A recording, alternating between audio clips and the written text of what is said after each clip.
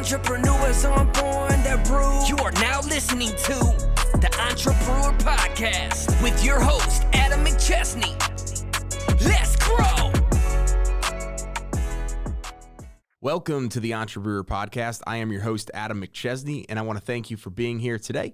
We are live from Half Coast Studios here in St. Louis, Missouri. Thank you to Half Coast for this amazing setup in sponsoring the show. If you are looking to start your podcast or take your current one to the next level, then you need to come check out what these guys have going on. Contact them today for a free consultation. And if you're listening, please be sure to subscribe to the show and leave us a 5-star review on Apple.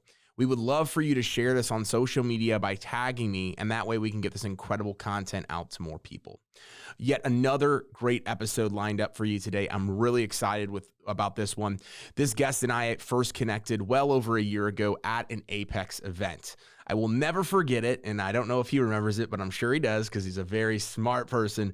But he was a newer member and had reached out to the group to schedule a meetup the night before. Not only did he schedule the entire thing being one of the newest members, he ended up picking up the check. And we were all like, man, this guy was already cool, but now this guy's even a little bit cooler. I'm really grateful to know this guy. He is genuinely one of the nicest and most down-to-earth people that I have ever met. My guest today is Josh Thomas. He is the host of the Zoo Zone podcast, and he currently lives in Austin, Texas. Josh, welcome to the show. Hey, I'm surprised you remember that, man. That's funny. It's when you want to make friends. I figured this out because I'm usually the awkward guy in the corner, right? And I thought, okay, I'm joining this new group. I don't know anybody. What's the best thing that I can do? Feed them, give them alcohol. That's the ticket. That's how you make friends. You buy them food and drinks. And then all of a sudden the next day, man, it was like, Josh, what's up? And that's how you do it. That's how I overcame my anxiety. I just bought people cheeseburgers. Man, I love that. Yeah, it was like 15 months ago, and I'll literally never forget it. And so I think you and I had like briefly connected online right before that, saw that, and I was like, yeah, let's go have a good time. And then, obviously the rest is history. So I'm really excited to have you on the show today. I know I was on your podcast a couple of months ago and been really excited for this episode. For our listeners, as always, we like to compare the guest and their journey to that of the beer brewing process, thus the name Entrepreneur. So Josh, we like to kind of start out about the history of our guest, but we like to start kind of where you're at right now and then work back in terms of your entrepreneurial journey. So give us a little bit about what you do right now, where you live, obviously Austin, Texas, and what you do.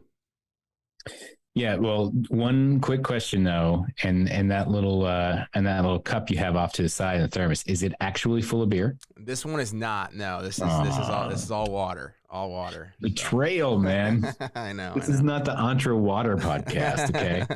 I know. Yeah, you got it. So, well, as far as what I'm doing now, for the last 10 years, I've been consulting small businesses, mostly in the coaching and service space, and helping them grow their sales processes and their profits and their revenues. Typically, what I do, I'm not necessarily a coach, if you will, but I'm an implementer, and so we find ways that we can increase your business revenue quickly, and we find ways that we can increase your profits quickly through finding efficiencies in your systems and your processes. So it's kind of a fancy way of saying I help businesses grow. But that's been exciting for me, and I've been working in many different industries. I've directly connected with and worked with more than 2,500 entrepreneurs. And I'm always on my toes trying to figure out what's that next thing to get that next advantage for the next guy. That's incredible. I didn't realize it was that many business owners that you've worked with, but I see everything that you post about, and we've had many conversations over the course of the last year plus. And every time I talk to you, it's like a light bulb goes off where I'm like, oh, I should be doing that. I should be doing this. And so I know that not only are you good at what you do, but you're passionate about it. You can hear in your voice. So I would love to know kind of like where you see some of the biggest issues in working with entrepreneurs, because obviously that's where most of the people that are listening to this episode or this podcast, what are some of the key things that you see as some of the biggest struggles that people just can't seem to get past? The number one biggest struggle that an entrepreneur is going to face typically happens right at the beginning. And it has to do with choosing a path. And we've got many different names and titles for it. Shiny object syndrome being the number one, chief among all of them. But the idea is we have to pick a path. And when we don't pick a path, then we're just wandering. Kind of in the same way that if everybody is your audience, then nobody is your audience. And so if you and I are sitting there at the house and I say, hey, Adam, let's take a ride, man. And you say, yeah, sure, man. What's the next question coming out of your mouth? Where are we going? Exactly. Now, that's like a gut reaction that anybody's going to have. Like, hey, man, let's go take a ride. Cool. Where are we going? Now, as an entrepreneur, go back to when you said, okay, I don't think I want to be an employee anymore. I don't think I want this job anymore. I think I want to go in a different direction. And your buddy's sitting right next to you and says, where do you want to go? And your answer is, I don't know. I'm just going to try a bunch of stuff until I figure it out. It doesn't make any sense. Mm-hmm. And so that's the biggest hurdle, is picking a path. I want to do something else. Well, what do you want to do? You should probably answer that question as best you can before you take a step. And the next question after that is typically, well, who do you want to serve? And it can't be, well, as many people as possible, whoever needs my help. Because we have to narrow down, and we have to say, I want to help digital marketers who have podcasts about beer. Because if I can do that, then I've got your attention, man. I've captivated you at that point, right? Oh, yeah. I've worked with dozens of digital marketers who have podcasts about beer, and you're like, your ears perk up. You're like, oh, I need that, whatever it is, But if I'm just a generalist, you're like, yeah, whatever. I've heard that a million times. And so if we can jump over those two hurdles at the very beginning, everything else gets easier. You want to be everything to everyone, but you end up being nothing to no one. And so why don't you try to be one thing to someone?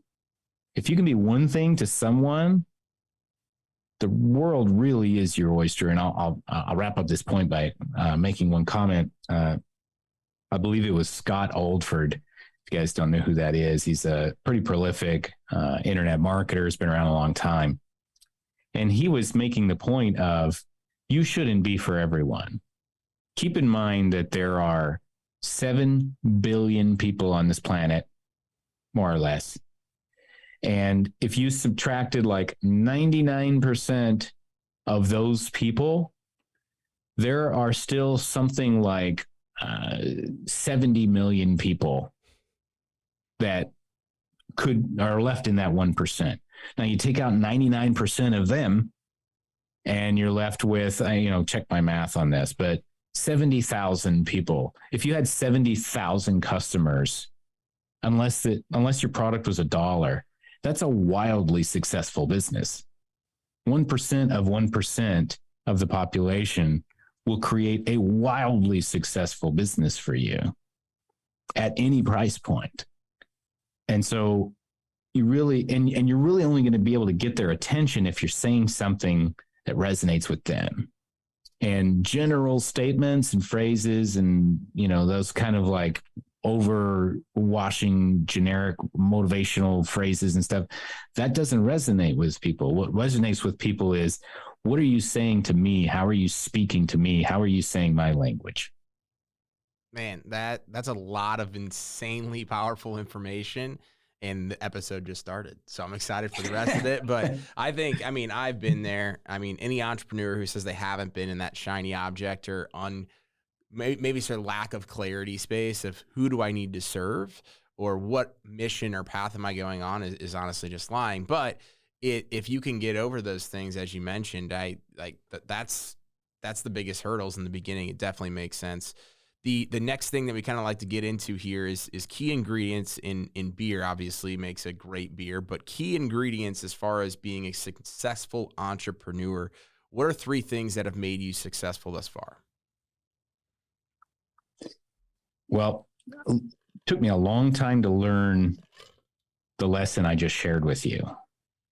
More than a decade, really, because I spent a decade being that general person and trying to be everything to everyone. That's why I know it so well, because it beat me into submission for a decade. I lost 10 years of my life thinking I was somebody I wasn't.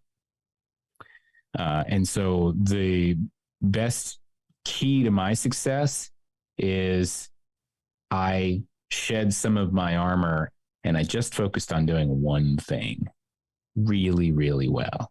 Oh, hey, what about this? Do you do this? Do you do this? Yeah, sure, I can. But here's the thing I'm really good at. I focus on that one thing. And then once I started doing that, I started getting really good at that. But I hit another wall because I was isolated and I was by myself. And when you're by yourself, you don't have anybody stretching or pushing your paradigm of what's possible, of what you're capable of. You're just out there on an island, kind of figuring it out. And, well, does this work? Is this what other people are doing? I don't know. And so the second real key to this was I had to surround myself with people who were thinking faster than me, who were thinking bigger than me, who were going harder than me. That's when I met you. And because my ability to be successful as an entrepreneur increased when I just started focusing on one thing, but I very quickly hit that wall. And I had people start telling me like, hey man, you need to join a mastermind. You need to do this. You need to do that. Nah, man, I don't know. I'm going to hang around people like Apex, like Stuman. Is that like the guy with the cars and the watches? Come on. But then I get in here and I'm surrounded by people who are thinking faster than me, and they really changed the way that I processed entrepreneurship. So that second real trick there would be surround yourself with the right people. Get yourself in the right room is the way I like to put it. So focus on one thing. Get yourself in the right room. And the final one is leverage, because there's only so much that you can do as one person. And getting myself into the right room certainly helped me change and create new opportunities. And there was a lot of really cool stuff that came out of that. But one of the most successful things that ever came out of it was when I leveraged my skills and combined them with the skills of other people. And that creates unlimited growth potential really fast.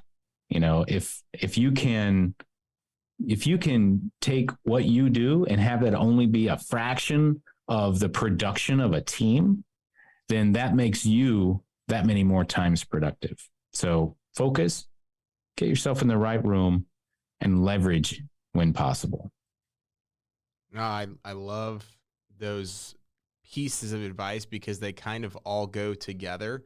We get a lot of information out there, and when you can focus, when you can then focus and be in the right room and then leverage the people that are around you that you meet and all those different things, that's when the really cool stuff, as you mentioned, happen and things start to move at quicker levels.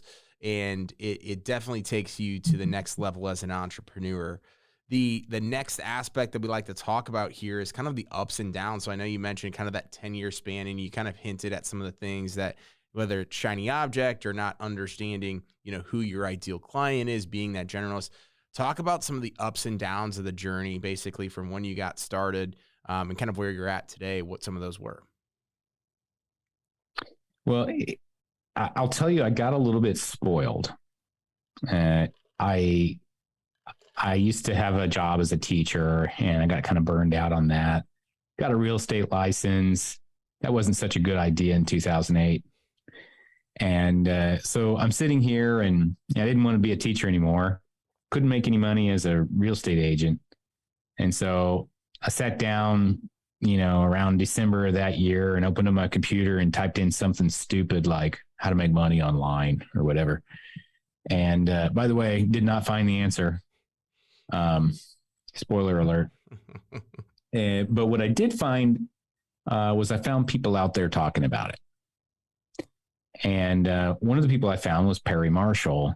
And Perry at the time, 15 years ago, he was the world's foremost authority on Google AdWords advertising. And I really looked up to him. He had this no nonsense, very thorough approach. He was well-spoken, well-written. And so I followed him and a couple of other guys, Mike Dillard.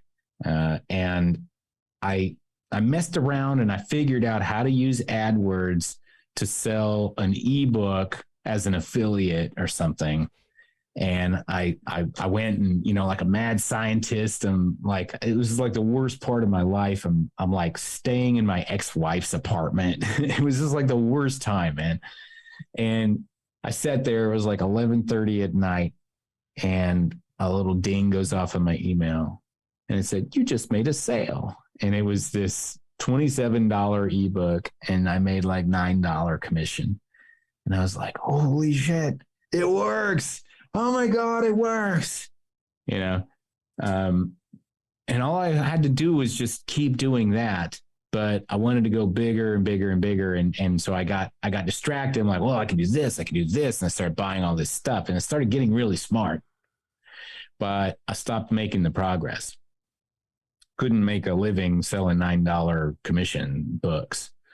And so I ended up kind of giving up on that. And I went and got a job. And the only job I could find in that economy was like a sales job. And I had no sales skills whatsoever. But I was very fortunate. There was a guy named Nate Brooks, who was my very first sales mentor. And he taught me how to sell. And that leveraged me into, I had an opportunity. I got a job with Perry doing sales, and it was cool. And so I got this education, but it came with its cost.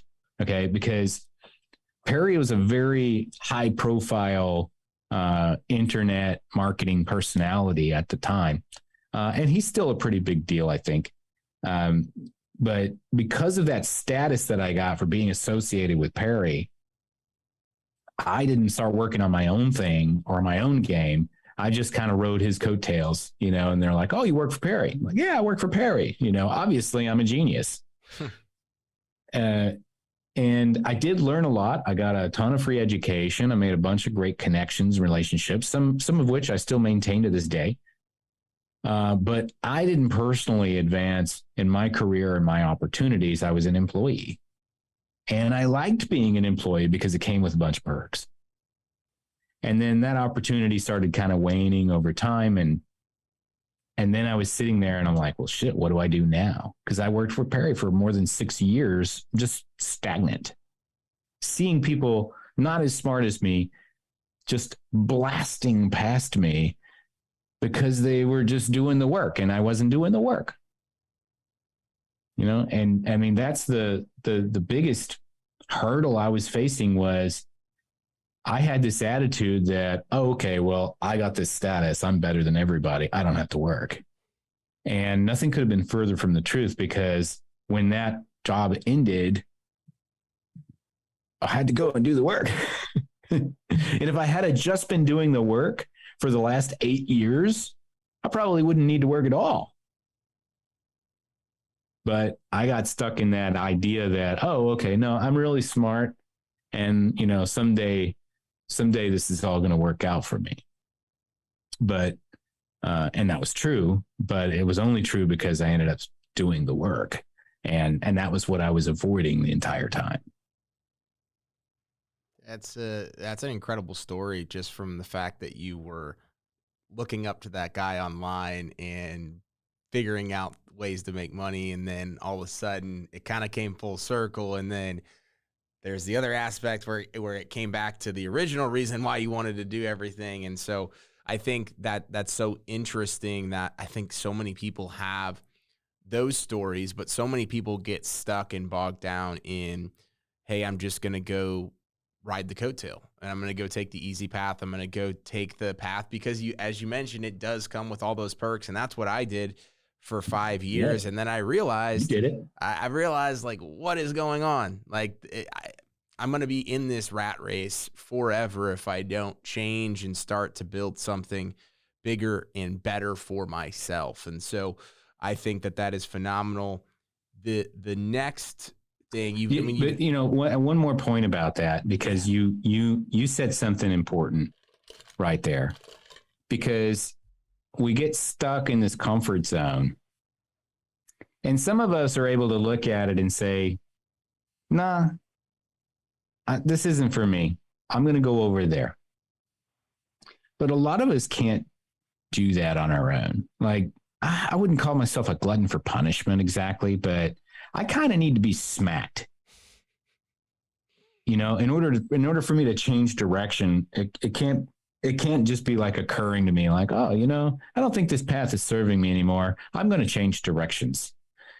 I've always had a real hard time with that. I need somebody to just be like, hey, go that way, but I don't want to go that way. You don't have any choice. Go that way. I kind of need that for some reason. And so what happened, like, just to share, Perry actually fired me. and it was at the time I was so pissed, because, basically what was happening is we were just kind of drifting in different directions philosophically for a while. And I wasn't really comfortable in the situation and he wasn't either, but we kept doing it. I stuck around because I was codependent, and he let me stick around because he was just a chill dude. And eventually he called me up. He's like, all right, look, man, it's the end of the line. I'm going to let you go. And I was just like, beside myself. And I was so mad at him, But then within 24 hours, I picked up the phone, I called around, and I found another opportunity that was not a job, but it was a consulting thing. I replaced my income immediately. And that started my true entrepreneurial journey. And the reason I'm sharing that is, if Perry hadn't have fired me, I wouldn't have quit. And I would have wasted more years of my life doing something I really didn't want to do. I needed that smack. It was the best thing that could have ever happened to me, because it forced me to get out of that comfort zone and do the thing that I knew I was capable of. Are you starting to see a trend here? Yeah.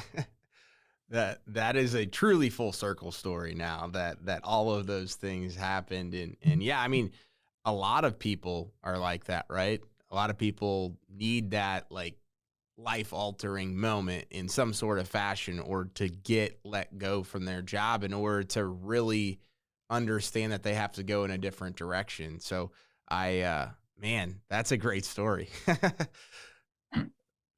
Yeah, man.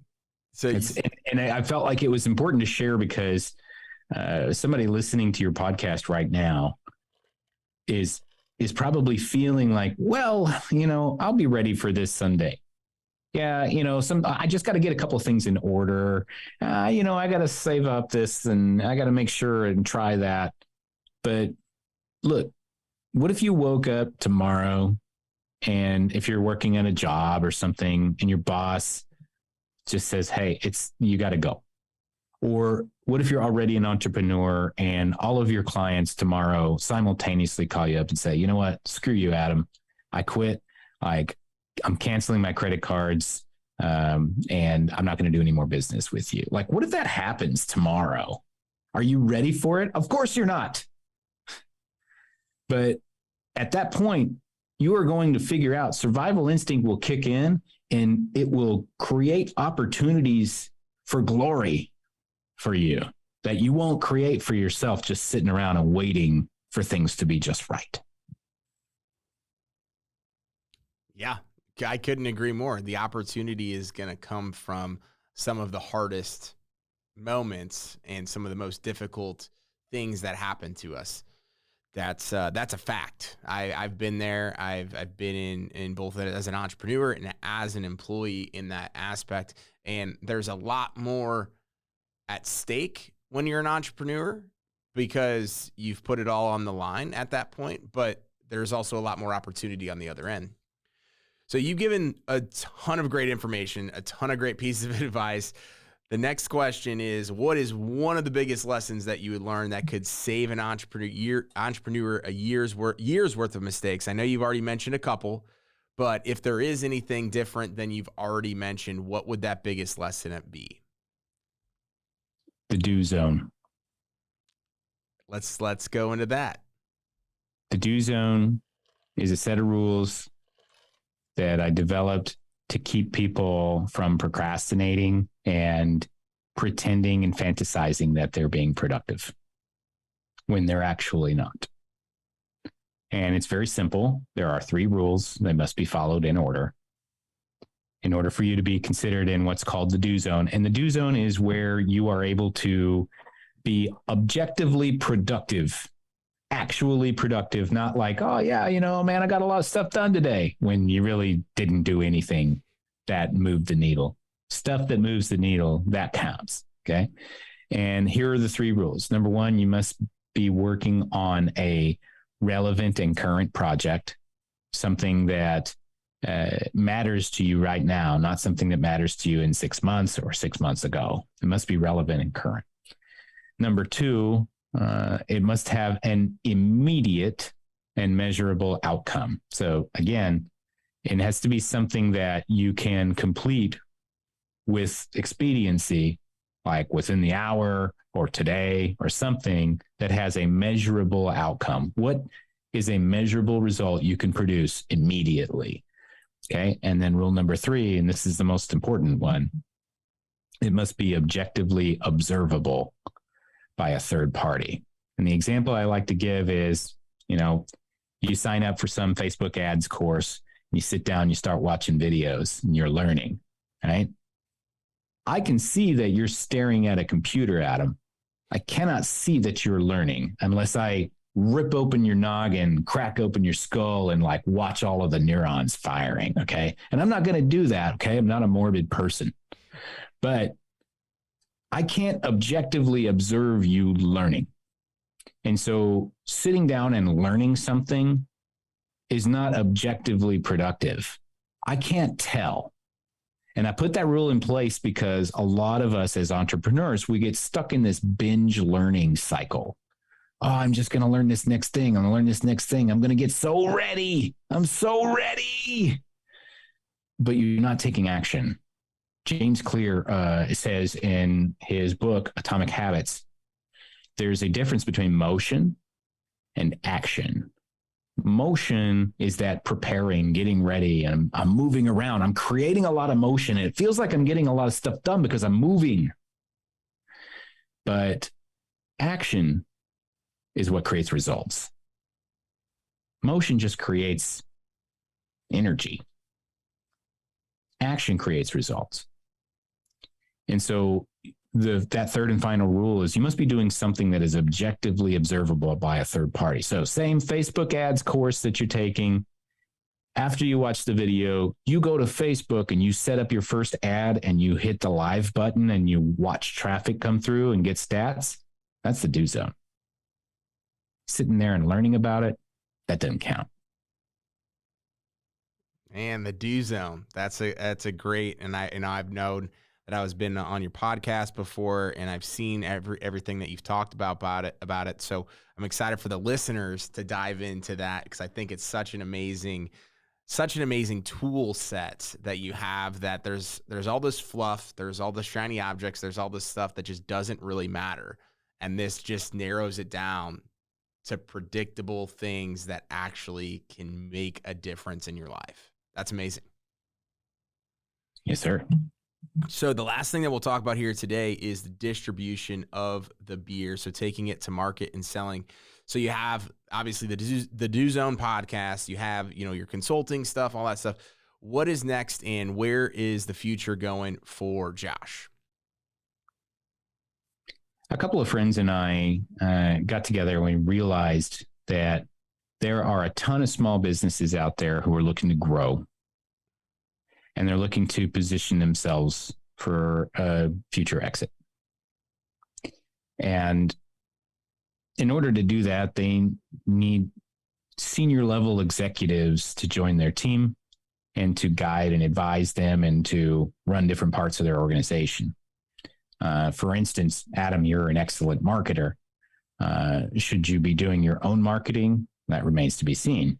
But just because you're an excellent marketer and you may be doing your own marketing doesn't necessarily mean that you're an excellent financial advisor and you should be doing your own finances. It doesn't mean that you should be running sales. It doesn't mean that you should hook up and handle and manage all of the tech. All of those positions have subject matter experts and senior level executives that can come in and do a way better job than you, no matter how good you are, because your role as the business owner or as the entrepreneur is to be a visionary and to direct the vision of the company, not necessarily getting your hands super dirty all of the time and working 18 hours a day.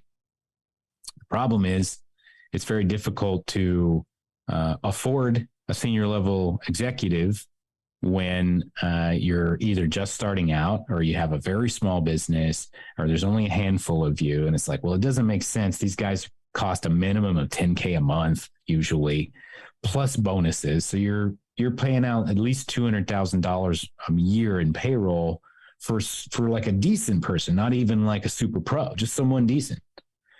And so what we did is we put together what's called a fractional C-suite.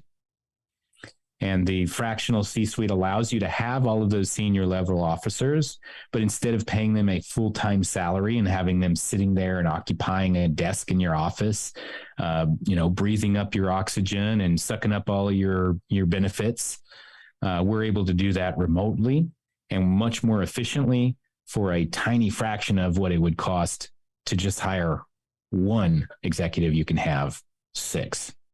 And so that's what we're working on right now. It's called the C-Suite Ninjas. That's amazing. I'm excited to hear more about that and see. I think it's such a, I work with obviously businesses all the time, and it's such a missing piece in their growth or the scalability. And that's where they obviously are looking to go, but you just can't find people like that. That's affordable, right? That actually makes sense. So I'm excited to kind of see that come to fruition and see what you guys are able to accomplish. That's amazing, man. Josh, I really appreciate you coming on here today. Any last pieces of advice for the audience before you head out? Go do something. Simple. And I mean, this was a jam-packed episode that has a ton of information, a ton of actionable and tactical things that you can go as an entrepreneur, as someone listening to this, and make your business better. And this is what it's all about. Josh, I really appreciate you coming on the episode today, man. Always a pleasure chatting with you. Yeah, man. And I want to thank you again to the audience for tuning in to today's podcast. Please be sure to subscribe, download, and share our content. Leaving a 5-star review goes a long way. And thank you again to Half Coast Studios. If you're in St. Louis and looking to start your own podcast, then you seriously need to come check out what they have going on here. See you all next week. And remember, entrepreneurs aren't born, they are brewed.